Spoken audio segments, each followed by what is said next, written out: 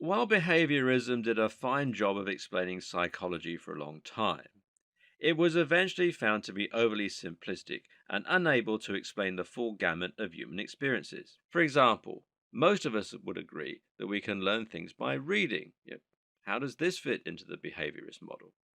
And how can you become phobic of heights without ever having fallen from a height? CBT, cognitive behavioral therapy, uses behaviorism as a starting point and then builds a cognitive element on top of that.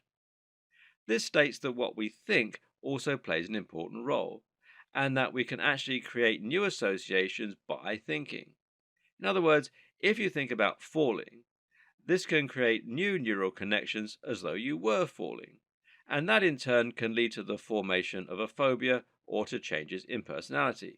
Now, hold that concept in your mind for a moment while we take a look at another concept. This one is called embodied cognition. Embodied cognition is a more recent psychology theory that says all of our understanding of the world around us comes from our bodies. This fits with the evolutionary explanation that our brains evolved to help us survive in our environment based on our interactions. The question posited to psychologists was this: when someone tells you some information, how do you understand that? You learned English growing up, yes, but what is it that allows you to understand English?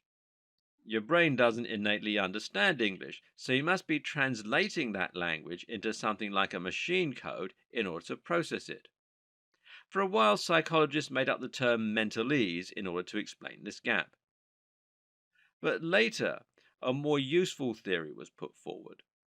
Embodied cognition explained that we understand language by relating it back to our understanding of the world around us. When you hear someone telling you a story about walking through a cold forest, you understand that by imagining yourself walking through a cold forest. And this causes all of those relevant neural connections to fire as you think of the implications of that, relevant memories, etc., etc. And what's actually happening here is the areas of your brain are firing as though that story was really happening to you. If you put someone under an MRI scanner while you tell them about the time you went swimming, their brain areas will light up as though they were going swimming. And this is how simply imagining something or picturing something can create associations in your brain. If you're high up and you keep imagining falling off that height, then your neurons will fire at the same time as though you were falling off that height.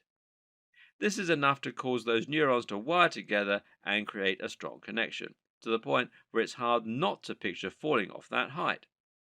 This causes a flood of neurotransmitters related to the experience of falling, and what do you know?